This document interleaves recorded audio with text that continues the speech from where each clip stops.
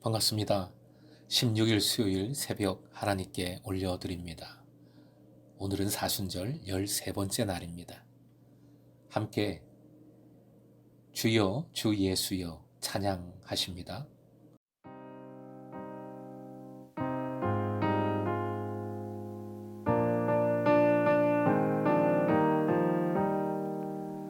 주여 주 예수여 저를 기억해 주소서. 주여 주 예수여 당신 나라 임하실 때. 주여 주 예수여 저를 기억해 주소서. 주여 주 예수여 당신 나라 임하실 때. 오늘 허락하신 하나님 말씀은 출애굽기 12장 37절부터 42절까지의 말씀입니다. 함께 읽겠습니다. 이스라엘 자손이 라암셋을 떠나서 숫곳에 이르니 유아 외에 보행하는 장정이 60만 가량이요 수많은 잡족과 양과 소와 심이 많은 가축이 그들과 함께 하였으며 그들이 애굽으로부터 가지고 나온 발교되지 못한 반죽으로 무교병을 구웠으니 이는 그들이 애굽에서 쫓겨남으로 지체할 수 없었음이며 아무 양식도 준비하지 못하였음이었더라.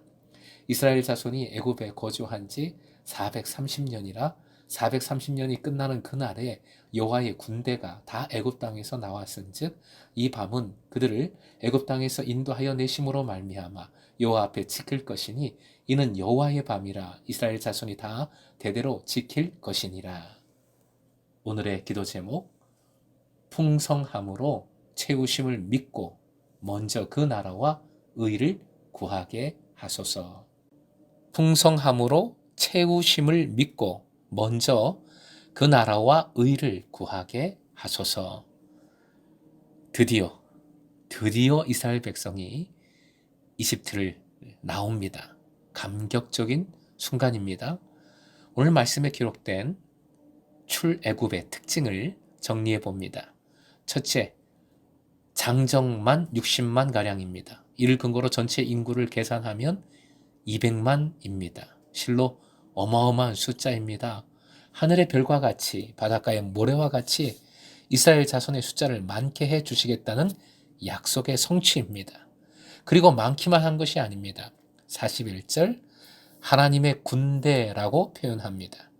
이스라엘의 군대가 따로 있었던 것이 아니지요. 이스라엘 백성 전체를 하나님의 군대라고 표현하신 겁니다.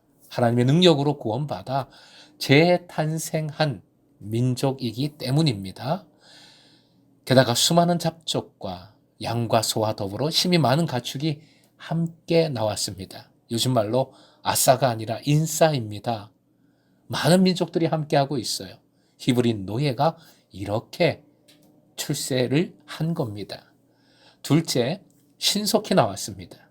하나님의 역사하심은 더딘 것이 아닙니다.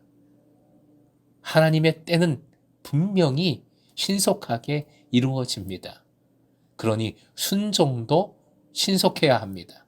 그래서 이스라엘 백성들은 무교병, 발교라고 했는데 발교, 부푸는 것 다 똑같은 말이지요. 발교되지 않은 무교병만 챙겨 나와 그것을 구워 먹었습니다. 바로 시킬 시간이 없어 바로 가지고 나온 것이지요.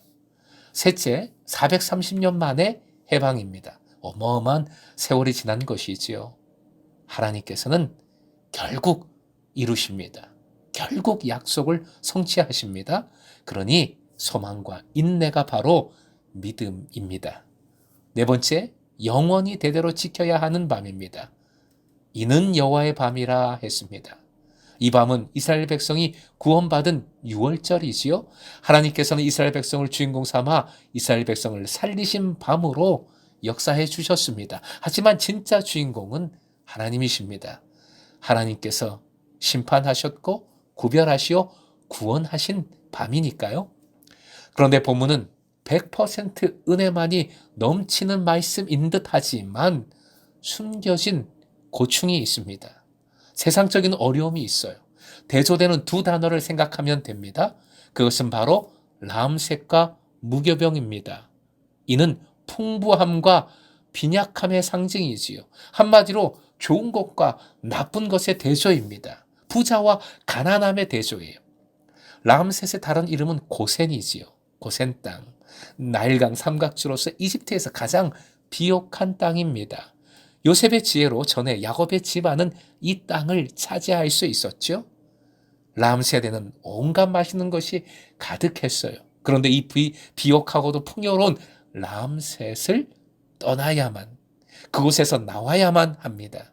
그곳을 나와 지금 맛도 없는 무교병을 구워 먹습니다.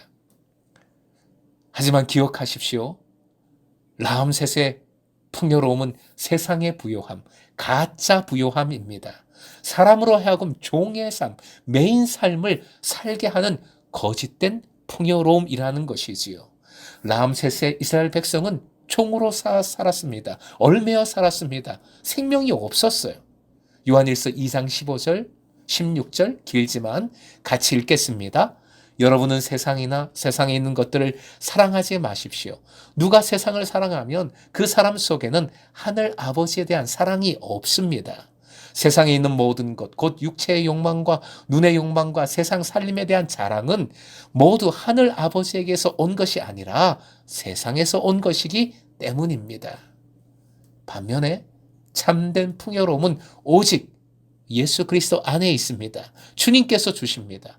주님은 우리의 필요를 풍성하게 세밀하게 채워주시는 분이심을 믿으시기 바랍니다. 빌립보서 4장 19절 화연 모시고 함께 읽겠습니다. 한량없이 풍요하신 나의 하나님께서는 그리스도 예수를 믿는 여러분에게 필요한 모든 것을 풍성하게 채워주실 것입니다. 내가 많이 줄 테니까 까부질 마고 내 말만 들어 꼼짝하지 마 라고 말씀하시는 것이 아닙니다.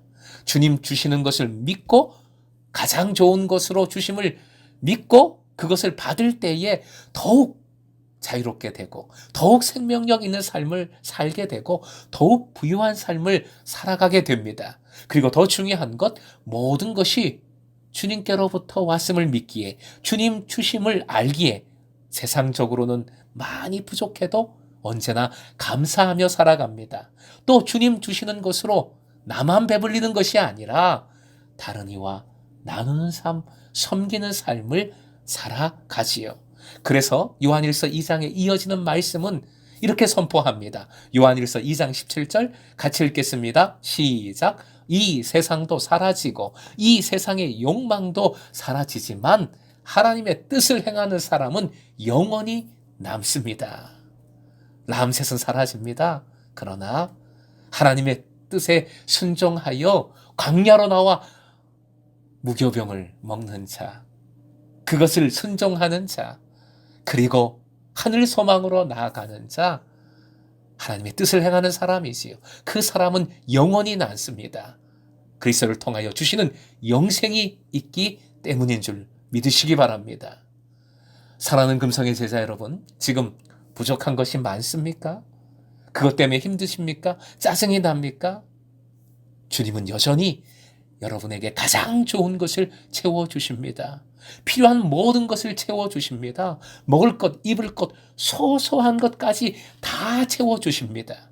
그러니 여러분은 먼저 내가 채움받아야 될 것, 거기에 집중하지 마시고 하나님께 집중하십시오. 하나님을 먼저 구하십시오. 떨어지는 물방울이 아니라 물 근원을 구해야 하지 않겠습니까?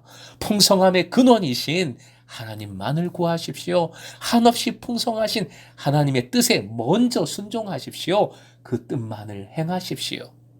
바로 먼저 주님의 의와 그 나라를 구하십시오. 오늘 만나는 하나님은 바로 이런 하나님이십니다. 함께 읽겠습니다. 한없이 풍성하신 하나님, 예수 그리스도를 믿는 믿음, 즉 주님의 뜻을 구하고 그 나라를 먼저 구하는 믿음으로, 행하는 믿음으로 살아갈 때 모든 것을 채워주시는 하늘의 풍성함을 누리는 여러분 되시길 주님의 이름으로 축원드립니다.